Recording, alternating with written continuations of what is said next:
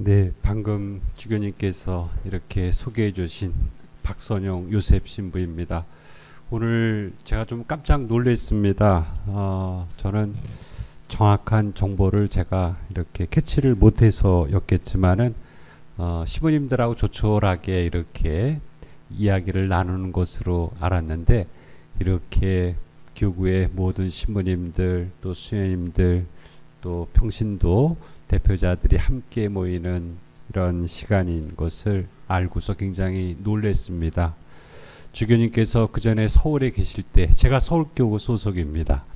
서울에서 계실 때 해보고 싶으셨던 것을 못하셨던 것을 여기 와가지고 마음껏 펼치시는 그런 느낌을 받아서 더더욱 좋았습니다.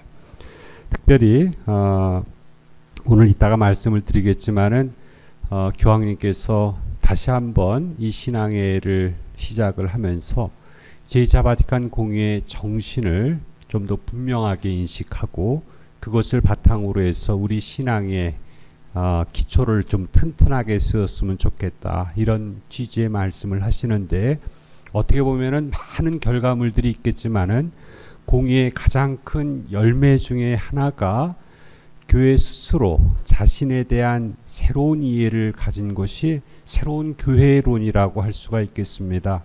다양한 교회론들이 있었지만은 특별히 하느님 백성 모두가 함께하는 교회, 또 친교회 교회론이라고 불리워지는데, 지금까지 성직자 중심의 교회에서 이제는 모든 하느님 백성이 함께 손을 잡고 참여하는 교회를 구체화하기 위한 노력들, 이게 어떻게 보면 제2차 바티칸 공의의 가장 큰 결실인 것 같습니다.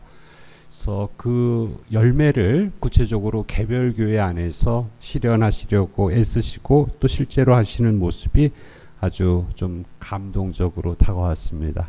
제주교구 이렇게 연수 시간인데 제가 참 부족하기 그지없는데 귀한 시간을 혹시 뺏는 것이 아닌가 하는 생각 때문에 좀 염려가 됩니다마는, 제 직속 상관이 주교님이시라서 저를 와서 또 하라고 하시니까 제가 이렇게 자리에 쓴 거 저도 영광으로 생각하고, 그동안 준비해 왔던 것 중심으로 해서 간략하게 조금 말씀을 드리도록 하겠습니다.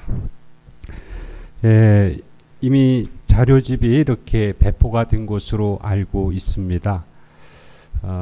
주교님이 사실 서두에서 모든 결론까지 말씀을 하셨는데 그 내용을 조금 풀어서 설명드린다, 이렇게 이해하시면 되겠습니다.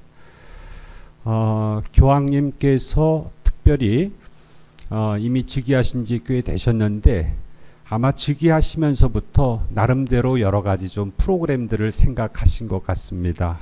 그 중에서 가장 교황님 스스로 마음에 이렇게 걸리셨던 것이, 당신이 태어나고 자라고 성장하고 사목생활을 했던 유럽 교회, 그 교회 자체가 정말 많은 어려움을 겪고 있고 위기에 처해 있다는 이런 자의식이 가장 컸던 것 같습니다. 그런 의미에서 정말 가톨릭 교회의 어떤 의미에서는 기본적인 토대가 되는 유럽 교회를 어떻게 다시 일으킬 수 있는지, 이것이 본인 스스로도 그렇고 수많은 외부로부터 이렇게 받는 큰 압박이 있지 않았나 하는 개인적인 생각이 듭니다. 그래서 잃어버린 신앙의 활력을 어떻게 되살릴 수 있을까, 이런 취지에서 최근에 몇 가지 이렇게 행보를 하시게 됩니다. 제일 먼저 2010년, 불과 2년 전인데 단계적으로 이렇게 착수를 하십니다. 교황청의 공식 기구로서 새로운 복음화 촉진 평의회라는 것을 만드십니다. 2010년 9월 달에 그리고 한 달 후에는 2010년 10월에는 신호들을 하겠다, 세계주교 대의원 회의를 열겠다, 세계주교 신호들을 열겠다고 선포를 하시면서 그 메인 주제를 새로운 복음화라고 말씀을 하십니다. 거기에 따른 부제는 그리스도 신앙의 전수를 목표로 하는 새로운 복음화를 주제로 신호들을 하시겠다고 말씀을 하십니다. 그리고 나서 1년 후에는 이제 신앙의 해를 1년 동안 전 세계 모든 교회가 함께 지내겠다고 말씀을 하십니다. 이미 당신 마음 안에는 이런 1년의 프로젝트들이 있었던 것으로 충분히 추정을 할 수가 있습니다. 그래서 저희들이 신앙의 해를 이해하는 데 있어서 교황님은 특별히 새로운 복음화의 이름으로, 새로운 복음화의 차원에서 이 신앙의 해를 전개하고 계시기 때문에 제가 일종의 서설격으로 새로운 복음화에 대한 개념을 조금 같이 좀 나누고 싶습니다. 새로운 복음화라고 하는 개념을 결론적으로 말씀을 드리면은 요한 바오로 2세 때 이렇게 제창된 새로운 표현인데, 큰 틀 안에서 보니까 이런 구분들을 이렇게 해볼 수가 있을 것 같습니다. 예수님께서 이제 이 세상을 떠나가실 때 제자들에게 주신 마지막 사명을 바로 그들이 체험한 예수님, 그것이 정말 참으로 기쁜 소식임을 온 세상에 나가서 전파하라고 말씀을 하시죠. 마태복음 28장 19절에서 20절, 또 다른 복음서 안에서도 공히 이런 파견에 관한 말씀으로 표현이 됩니다. 너희는 가서 모든 민족들을 제자로 삼아 아버지와 아들과 성령의 이름으로 세례를 주고 내가 너희에게 명령한 모든 것을 가르쳐 지키게 하여라. 바로 복음이신 예수님을 온 세상에 가서 같이 나누라는 초대이고 동시에 파견이라고 할 수가 있겠습니다. 이것이 복음 선포의 사명으로 저희들이 사용하는 개념입니다. 그런데 이 복음 선포라고 하는 대명제, 대개념이 특별히 오랜 역사를 통해서 특별히 13세기에 와서는 선교라는 개념으로 교회 안에서 이렇게 정착이 됩니다. 그런데 조금 그 선교라는 개념을 생각할 때 원래 복음 선포의 개념이 담고 있는 굉장히 풍요롭고 넓은 의미 가운데에서 아주 구체적이고 직접적인 파견의 의미가 담겨 있는 것을 느낄 수가 있겠죠. 요즘에는 미션이라는 표현들을 참 많이 쓰죠. 어떤 사명을 줄 때, 하다못해 주일학교에서 캠프를 할 때도 학생들한테 어떤 역할에 대해서 미션을 준다고 표현을 하죠.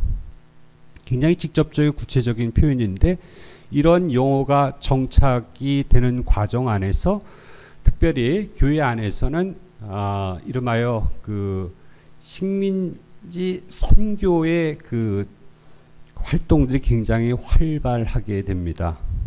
그때의 멘탈에는 이런 사고들이 지배했다고 할 수가 있겠습니다.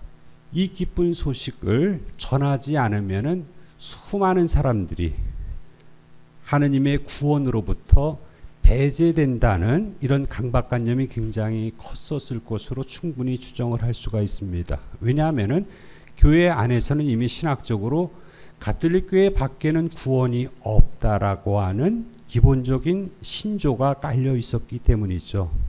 그래서 인간적으로 생각을 해봐도 정말 수많은 사람들이 하느님을 모르고 예수님을 모르고서 살다가 그냥 떠나가는 사람들이 그들에게 구원이 보장되지 않는다면은 인간적인 얼마나 큰 아픔이 있겠어요? 너무나 측은하고 안 됐겠죠.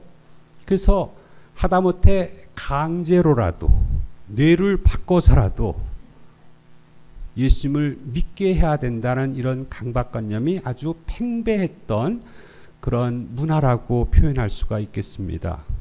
이것이 선교라는 용어 안에서 아주 직접적으로 구체적으로 표현되는 관해서 약간 왜곡되고 편향된 이해가 전반적으로 이렇게 확산된 시대라고 할 수가 있겠습니다. 본래의 복음 선포의 개념은 대단히 넓고 포괄적인 개념인데, 예수님을 만나서 자기 안에서 회심이 일어나고 그 회심을 통해서 정말 새로운 삶으로 나아가도록 초대하는 여정이 신앙의 여정인데, 이 선교라고 하는 개념 안에서는 구원과 직결되어 가지고서 강제로라도 개종을 시키지 않으면 안 되는 이런 아주 특별한 사고가 팽배했던 시대라고 할 수 있겠습니다.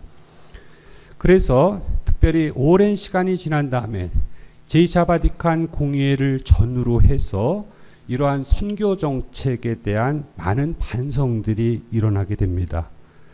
그래서 공의회를 중심으로 해서 새롭게 부상된 용어가 복음화라고 하는 용어로 이렇게 서서히 떠오르게 됩니다.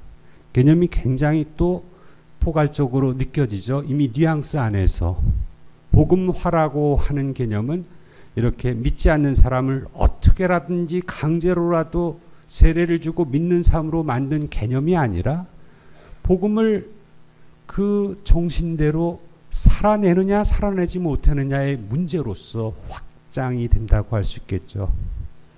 그래서 다시 한번 이 개념의 전이로 인해서 원래의 복음 선포의 의미를 되찾는 작업이 이루어졌다, 이렇게 표현할 수가 있을 것 같습니다. 그래서 그 당시에 복음화라는 용어가 나오면서 이 용어가 담고 있는 범주들을 이렇게 포괄적으로 표현하는 많은 표현들이 등장을 하게 됩니다.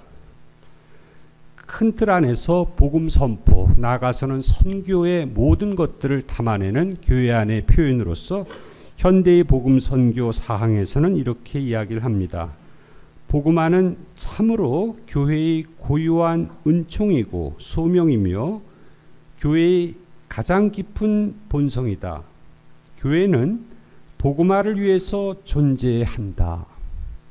그러니까 개념적으로 지금까지 이루어진 모든 것들을 다 포괄하는 개념으로서 표현이 됩니다. 또 다른 문헌 안에서는 또 이런 표현이 납니다.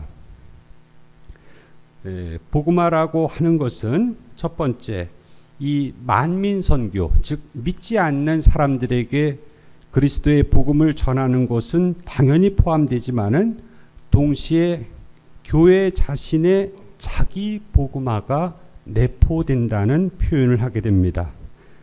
현대의 복음 선교 15항에 이렇게 표현을 합니다. 교회는 복음 선포자이지만 먼저 교회 자신을 복음화하여야 한다.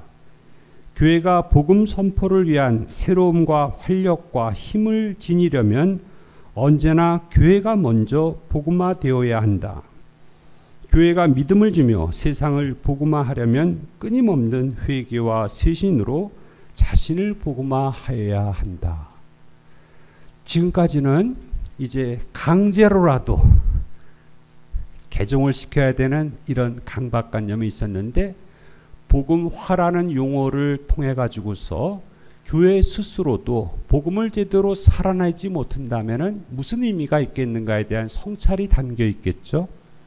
그래서 교회 자신도 늘 끊임없이 스스로 복음을 제대로 살고 있는지에 대한 성찰이 전제되고 또 동시에 그와 더불어서 믿지 않는 사람에게 정말 복음의 삶을 살도록 초대하고 이끄는 작업들이 같이 병행되어야 한다는 이야기를 하게 됩니다. 이렇게 만민 선교와 교회 자신의 자기 복음화의 개념이 포괄되고 또 여기에 한 가지 더 플러스가 되는 것이 이름하여 오늘날 우리가 사회 복음화라고 표현될 수 있는 개념입니다. 복음화는 하느님의 말씀과 구원 계획에 반대되는 인간의 판단 기준, 가치관, 관심의 초점, 사상의 동향, 사상의 원천, 생활 방식 등에 복음의 힘으로 영향을 미쳐 그것들을 역전시키고 바로 잡는 데 있다. 이렇게 표현을 합니다. 자, 이제는 단지 믿음의 문제만이 아니라 믿음을 자기 스스로 삶으로 표현할 뿐만 아니라 이 세상 안에 수많은 비복음적인 상황을 복음의 질서로 바꾸어는 작업까지도 포함하는 개념으로 확장됩니다. 이것이 교회 문헌 안에서 이렇게 포괄시켜 나온 복음화의 개념입니다. 믿지 않는 사람에게 주님을 정말 복음으로서 전하는 것, 우리 자신이 복음을 제대로 삶으로써 드러내는 것, 또 우리가 몸담고 살아가는 이 세상의 많은 비복음적인 상황을 복음의 정신으로 역전시켜서 복음의 질서가 구현되도록 하는 것, 이 모든 것이 복음화라는 이름 안에서 다 수렴이 됩니다.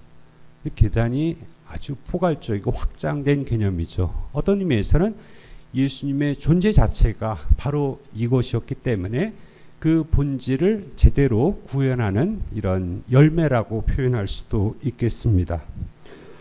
그래서 이 복음 선포, 선교, 복음화의 과정까지 차근차근 개념의 전이들이 이루어지면서 무게중심들이 이렇게 바뀌게 됩니다. 그런데 1979년에 와가지고서는 요한 바로 2세 교황님께서 이 복음화에다가 앞에 새로운이라는 형용사를 추가한 새로운 복음화라는 개념을 갖다가 또 새롭게 표현을 하시게 됩니다.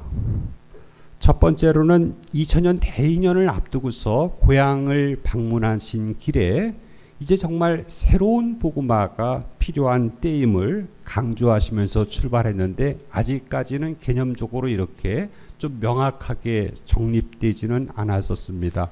교황님의 마음 안에 이렇게 담겨 있었던 거죠. 몇 년 후에는 남미 그 라틴 아메리카 주교의 총회에 가셔가지고서 특별히 이 새로운 복음화가 담고 있는 세 가지 요소를 표현하시면서 이렇게 말씀을 하십니다.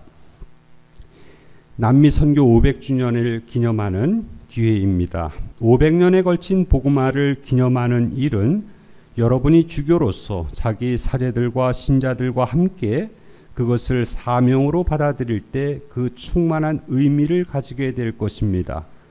분명 이 사명은 재복음화가 아니라 새 복음화를 위한 사명입니다.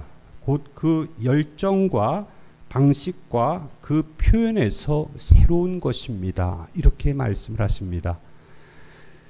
새로운 복음화라는 이 새로움의 형용사 안에 담겨 있는 세 가지 요소를 교황님께서는 새로운 열정과 새로운 방법과 새로운 표현으로서 복음화가 이루어져야 된다고 말씀을 하시는 겁니다. 어떤 백그라운드가 있었던가? 아까 주교님께서도 말씀을 하셨듯이 유럽 교회 자체가 가지고 있는 신앙의 위기들을 체험을 했고요. 또 특별히 남미의 경우에 있어서는 당시에 나중에 문헌에 의하면은 그 당시에 특별히 이 공산주의의 이 시련들이 굉장히 많이 나타나게 되고 또 많은 가톨릭 신자들 99%가 천주교 신자이지 않습니까? 개신교의 이동들이 많이 있었고 거기 토착 종교와 결합된 유사 종교로의 이전 현상들이 굉장히 많이 등장을 하게 되었다고 합니다. 그동안에 한 번도 다른 생각을 해보지 않고 철저하게 그리스도교 가톨릭 문화로서 이렇게 수백 년을 살아왔던 곳에서 많은 일탈들이 발생을 하는 것을 보면서 교회의 위기 또 신앙의 위기를 겪으면서 복음화를 수행을 하지만은 특별히 지금과 같은 단순한 방식으로 옛날에 해왔던 이런 방식이 아니라 정말 뭔가 새롭게 하지 않으면 안 되는 그런 마음에서부터 출발을 했다고 할 수가 있겠습니다. 새로운 열정과 새로운 방법과 새로운 표현, 이 부분에 대해서 이번에 그 베네딕토 16세께서 시노드를 하시면서 내신 그 문헌에서는 이렇게 또 해석을 하기도 합니다. 새로운 복음화는 부적절하게 행해지거나 그 목적을 이루지 못한 것을 다시 행하는 문제가 아니다. 새 복음화는 또한 첫 번째 복음화를 다시 이어가거나 단순히 반복하는 것이 아니다. 그것은 오늘날 복음을 전하고 살도록 부름받은 교회가 새로운 상황과 조건의 변화에 맞서 용감하게 새 길을 내는 것이다. 이렇게 말씀을 하십니다. 현상적으로는 유럽교회의 위기를 표현하셨고 또 남미교회의 어려움들을 표현하셨지만 그 백그라운드 안에 담겨있는 이 격변의 시대 안에서 교회가 이제 완전히 새로운 모습으로서 복음을 살고 복음을 선포하지 않으면 안 된다는 이런 마음의 표현이었다고 할 수가 있겠습니다. 그래서 급변하는 새로운 상황, 새로운 조건의 변화에 맞춰가지고 새 길을 내는 것이기 때문에 이전의 방식과는 완전히 다른 새로운 열정, 새로운 방법, 새로운 표현으로 복음화의 사명을 실천해야 한다고 말씀을 하십니다. 그래서 사실 이렇게 봤을 때 복음화의 개념으로서 지금까지 종합된 내용들은 다 포함하지만은 어떤 의미에서는 기능적으로 또 어떤 면에서는 가장 본질적인 내용인데 완전히 새로운 열정과 방법과 표현이라는 개념 안에서 지금까지 해왔던 것은 완전히 다른 방식의 복음화를 갖다가 말씀을 하십니다.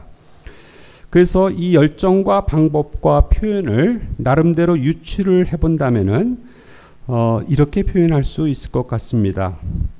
사실 그 열정이라고 하는 것 자체에 사도 바울의 열정을 생각할 수가 있겠죠.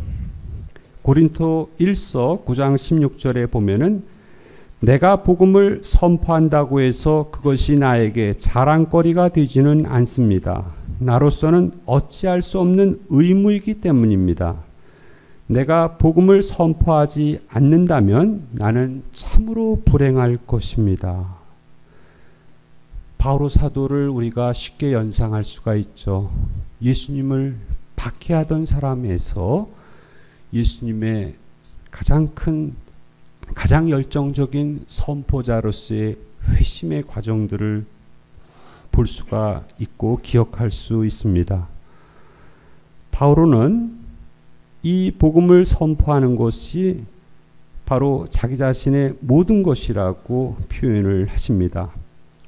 왜냐하면 지금까지 전혀 생각하지 못했던 회심을 자기 안에서 체험하고 예수님을 만난 그 기쁨 안에서 이것을 전하지 않으면 안 되는 그런 열정들을 체험했기 때문이죠. 그런 의미에서 요한 바오로 이서께서 얘기하시는 이 새로운 열정이라고 하는 것은 정말 예수님과의 새로운 만남, 새로운 체험 안에서 다시 잃어버린 새로운 열정을 회복하는 것을 첫 번째 요소로 제시를 하십니다. 사실 지금까지 유럽 교회를 예를 든다고 하면은 주교님 말씀하신 대로 거의 신앙이라고 하는 것이 종교라고 하는 것이 우리가 생각하는 신앙의 개념이 아니라 하나의 문화로 이렇게 왜곡되어 있는 현실을 겪고 있기 때문이죠. 우리가 알기에는 구라파 사람들 태어나면서부터 세례받고 때가 되면은 초대형성체하고 혼인하고 장례하고 마치 신앙인처럼 보이지만은 자기 안에서의 신앙의 고백을 확인할 수가 없다는 겁니다. 문화 행사이지 신앙의 고백이고 신앙의 실천일 수가 없죠. 그냥 흘러가는 하나의 문화 현상으로서 남아있는 것이지 우리가 이렇게 변방의 나라에서 정말 하느님을 체험하고 그것을 증거하는 이 과정으로서 오늘의 그리스도인으로 생각하기가 어렵다는 것이죠. 이들 안에서 정말 스스로 하느님을 만나고 체험하고 고백하는 가운데서 이 열정이 이루어지기 때문에 이 열정을 일으키는 작업을 생각을 하신 것 같습니다. 두 번째, 새로운 방법과 관련해서는 이번에 시노드 문헌에서는 이렇게 표현을 합니다. 새로운 복음화는 시대에 맞는 사고 방식이자 담대한 행동 양식이며 교회가 인간의 역사 안에서 새로운 상황들을 읽고 해석하는 능력이다. 이렇게 표현을 합니다. 이 급격한 변동의 시대를 살아가고 있는데 예전에는 상상도 할 수 없었던 변화가 모든 부문에서 진행이 되고 있음을 전제로 하는 겁니다. 우리의 사상, 가치관, 문화도 절대 불변으로 생각을 했었는데 이 급변하는 사회 변화의 속도에 맞춰서 얼마나 급격하게 변화되고 있는지, 이 패러다임의 전환에 대한 분명한 식별과 또 그것을 알아내는 해석하는 능력을 얘기를 할 수가 있을 것 같습니다. 예를 들면은 얼마나 많은 변화들이 이루어지는지 제가 이렇게 체험한 것도 이런 것 같습니다. 제가 보좌 신부 때 어떤 분이 돌아가셨는데 경제적인 이유 때문에 매장을 못하게 된 거예요. 화장을 할 수밖에 없게 된 겁니다. 그 당시에 그분이나 저의 신앙과 사고 체계 안에서는 매장을 하지 않는다는 것은 우리가 대대손손 믿고 고백해온 부활에 대한 신앙에 대한 스캔들로서 여겨졌던 시대였죠. 굉장히 고민을 많이 했던 겁니다. 어떻게 누가 도와줄 길이 없는지. 그게 불과 제가 사제 생활한 지 이제 23년이에요. 20년 전에 절대 진리로 믿고 고백했던 아주 단순한 예의지만은 이거 자체가 오늘의 세상 안에서는 어떤 변화들이 일어나는지 한번 생각을 해보십시오.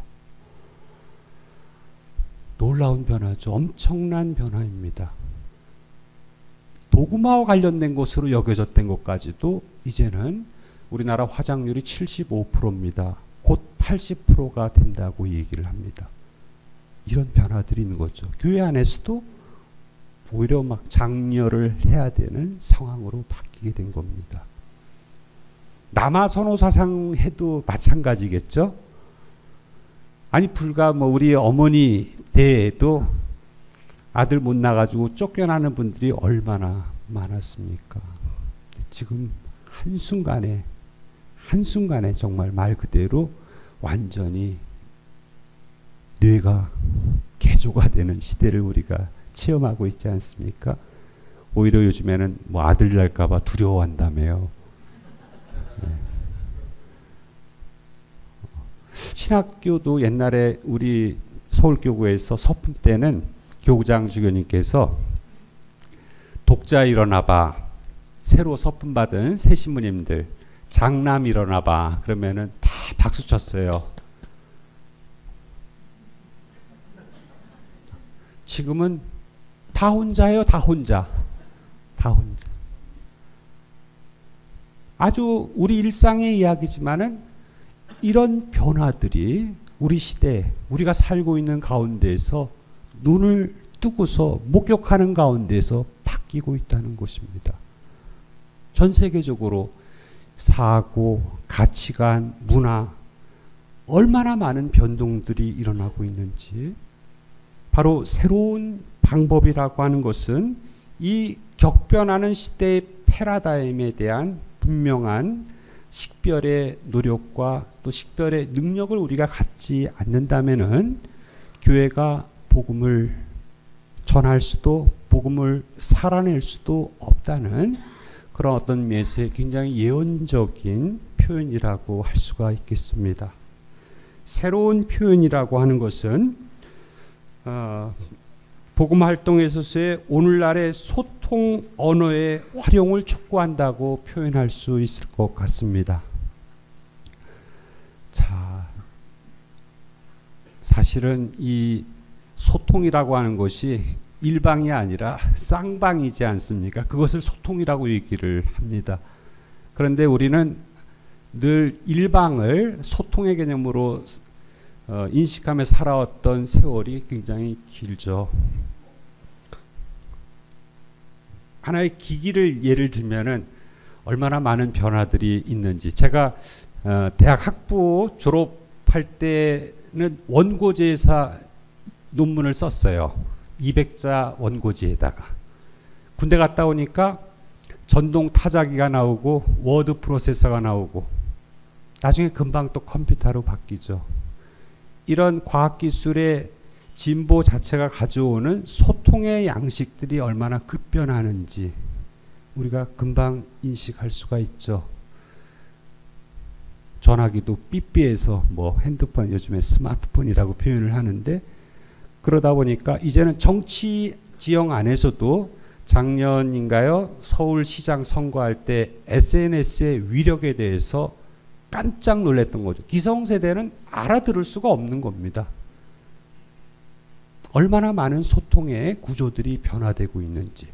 복음을 전하는 데 있어서도, 특별히 그 표현에 있어서도 오늘날의 소통의 구조와 표현 방법들을 우리가 활용하지 못한다면은 마음은 가득하지만은 실제로 그들의 언어로서 전달되기가 어렵겠죠.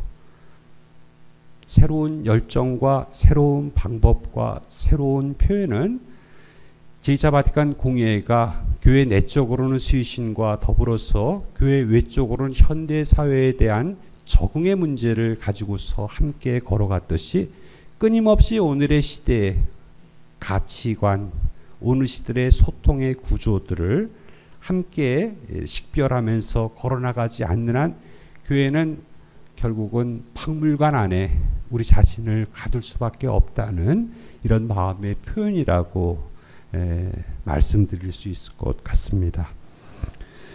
이것이 요한 바오로 2세께서 특별히 새로운 복음화와 관련해 가지고서 이렇게 나름대로 정리한 하나의 개념이 아닐까 생각이 듭니다.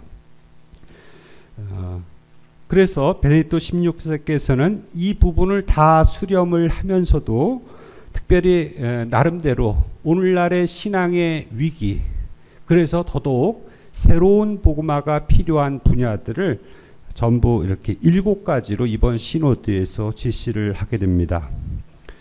자, 첫 번째 분야가 문화 분야, 세속주의라고 표현을 하고 있습니다. 아까 주교님께서 말씀하셨듯이 이 세속화 현상에 대해서는 학자들이 굉장히 긍정적인 측면과 더불어서 우리가 경계해야 될 좀 네거티브한 측면들을 좀 구분하도록 촉구를 하고 있습니다. 긍정적인 측면이라는 것은 바로 예수님의 육화의 사건이죠. 강생의 신비이죠. 하느님께서 이 세상을 극진히 사랑하셔서 당신 외아들을 우리에게 보내주셨다. 그래서 교회는 2차 바티칸 공의회와 더불어서 정말 세상과 함께 세상 안으로 나아가기 위해서 세상과 함께 호흡하면서 세상과의 적응의 문제들을 끊임없이 고민을 했죠. 시대의 징표라는 이름으로, 현대세계의 적응이라는 이름으로 함께 걸어가고자 애를 쓰는 모든 작업들이 일종의 세속화의 긍정적인 측면에서의 내용이라고 할 수 있습니다. 또 나아가서는 토착화라는 이름으로 표현될 수가 있겠죠. 그냥 일방 통행이 아니라 그 지역의 문화, 언어를 바탕으로 해서 복음이 그 문화 안에서, 그 언어 안에서 꼽힐 수 있도록 존중의 마음들이 토착화의 개념으로서 이렇게 정리가 됩니다. 그런데 세속화라는 개념 안에서의 긍정적인 의미를 조금 부정적으로 생각할 때, 걱정되는 부분으로 생각할 때 조금 특징지어서 세속주의라고 단정을 하기도 합니다. 이 세속주의라는 개념은 그러다 보니까 뭐 더 나아가서는 더 이상 하느님이 요구되지 않는 문화, 더 이상 하느님이 필요하지 않는 그런 문화로서의 변질. 그래서 이것은 뭐 여러 가지 이 사회주의 혹은 공산주의의 출현, 또 과학기술의 발달로 인해서 혹은 물질주의에 의해서 혹은 개인주의에 의해서 점차 확대되는 그런 양상들을 보이고 있죠. 지금까지 모든 가치를 하느님에게 절대적으로 두었던 것이 이제는 점차 와해되는 가운데서 더 극단적으로는 오히려 무신론적인 반교회적인 정서들이 이렇게 확산되는 문화들에 대한 경계라고 할 수가 있겠습니다. 두 번째로는 사회 분야를 지적을 하시는데 특별히 세계화라는 이름을 안에서 이루어지는 이 이민의 현상들이 더 많은 그 가치관의 혼선을 초래하고 있다, 이렇게 말씀을 하십니다. 예를 들면 이런 겁니다. 사실 구라파에서는 옛날 한번 식민지 쟁탈전 때 식민지 하나 가지고 있지 않으면은 조금 열등한 나라로 여겨지는 하나의 정서가 있었죠. 저마다 식민지를 하나씩 다 가지고 있었습니다. 그러다 보니까 식민지 국가에서 사람들이 이주가 발생을 하죠. 이렇게 자연스럽게 많은. 간디도 인도에 가서 공부하죠. 우리도 옛날에 일본에 가서 공부하고 이렇게 들어오게 됩니다. 혼자 사람만 들어오는 게 아니라 거기에 문화, 관습, 종교까지도 이렇게 들어오게 되죠. 유럽 교회가 최근에 와서 아주 몸살을 앓기 시작을 했었죠. 예를 들면 이런 겁니다. 옛날에 뭐 보도를 통해서 보셨겠지만은 불란서에서 일종의 재판, 헌법 소원이 있었다고 표현할 수 있을 것 같아요. 교실에 가도 십자가가 걸려 있어요. 관공서에 가도 십자가가 걸려 있어요. 종교 자유를 헌법상 보장을 하고 있는데 내가 이게 자꾸 걸린다. 종교 자유를 인정한다면은 모든 공공의 장소에서 특정한 종교의 상징을 다 없애라. 요구가 시작이 되는 겁니다. 한 번도 그런 생각을 해보지 못했던 문화 안에서 이런 대규모 이민에 의해서 형성된 다른 문화 혹은 다른 종교 안에서의 충돌들이 발생을 하는 거죠. 제가 그 전에 로마에 있을 때 한번 신문에 이렇게 기사가 났어요. 어떤 기사냐면은 밀라노에 가면은 대성당이 있는데 보통 이제 유럽은 도시국가니까 중심에 성당이 있고 그 앞에 광장이 있지 않습니까? 밀라노 대성당 앞에 두오모 대성당 앞에 광장이 있는데 그 광장을 그 무슬림들이 꽉 채워가지고서 메카를 향해서 절을 하는 것이 보도가 나왔어요. 경악을 하는 거죠. 어디까지 우리가 수용을 해야 되는가 하는 문제가 발생을 하죠. 종교적으로는 충돌이 발생을 하는 겁니다. 모든 것이 그리스도교적인 가치관 안에서 이루어졌는데 하나의 충격과 위기로서 느껴지는 것이죠. 그래서 세계화에 따른 오늘날에서는 더 심각한 문화들이 발생. 우리나라에도 이제 많은 이주 노동자들이 오지 않습니까? 그런 면에서 이제 이런 문화 가치의 충돌들이 나타나는 거죠. 그리스도교 신자 측면에서만 보는 겁니다. 신앙의 정체성에 대한 혼돈을 느끼게 되는 겁니다. 이 문제를 어떻게 이렇게 해결할 것인가? 그 외에도 교황님께서는 경제 분야에서의 경제 정의의 이 문제, 즉 불평등의 문제가 비복음적인 상황이기 때문에 이것을 개선하기 위한 노력들에 대한 필요성을 새로운 복음화의 한 분야로서 두고 계십니다. 정치 분야도 역시 마찬가지이죠. 유럽적인 시각에서 봤을 때는 이슬람권의 부상과 아시아의 부상 자체가 또 한 번의 이런 많은 변동들을 초래하게 될 것이라고 얘기를 합니다. 왜냐하면은 마치 그 제국의 쟁탈전 같이 이 정치적인 상황이 전개되면서 발생하는 많은 혼란들을 걱정하는 것이죠. 그럼에도 불구하고 이런 정치적인 격변 안에서 소외되는 모든 사람들을 우리가 같이 안아야 된다는 측면에서의 이러한 새로운 복음화의 대상 혹은 분야를 생각을 하십니다. 과학기술 연구 분야에 대해서도 역시 굉장히 큰 진보가 이루어졌지만은 혁신이 이루어졌고 우리의 정말 풍요로움을 가져온 선물이기도는 하지만은 이 끝간 곳에서는 오늘날의 새로운 우상이 되고 있고 새로운 종교가 되고 있다는 우려를 표현하고 계십니다.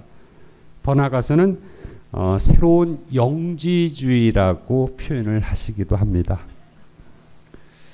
커뮤니케이션 분야에 있어서도 마찬가지로 많은 발전이 있었지만은 또 한편에 내재적인 위험이 있다는 것을 이야기를 하시고요.